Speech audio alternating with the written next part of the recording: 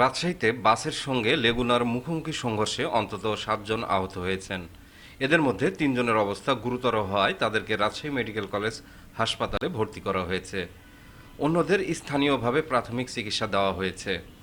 বৃহস্পতিবার দুপুর 12টার দিকে রাজশাহী পুঠিয়া উপজেলার বানেশ্বর বাজারের নিকটবর্তী নমাজগ্রাম এলাকায় ঢাকা রাজশাহী মহাসড়কে এ দুর্ঘটনা ঘটে।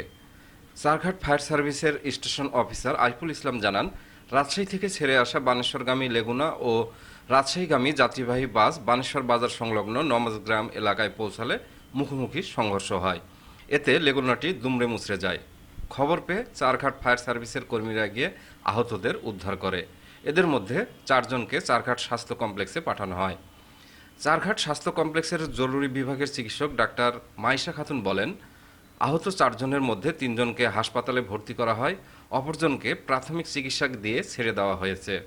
পরে গুরুতর আহত 3জনকে উন্নত চিকিৎসার জন্য রাজশাহী মেডিকেল কলেজ হাসপাতালে পাঠানো হয়েছে। গুরুতর আহতরা হলেন নওগাঁর কদমপুর গ্রামের সালাম সরকার, নিয়ামতপুরের রাসেলের স্ত্রী আয়েশা ও আলিমুদ্দিনের ছেলে আরাফাত। এ ব্যাপারে রাজশাহী পবা হাইওয়ে থানার ওসি মোফাক্কারুল ইসলাম জানান, সড়ক দুর্ঘটনার খবর পেয়ে হাইওয়ে পুলিশ দ্রুত ঘটনাস্থলে পৌঁছায়।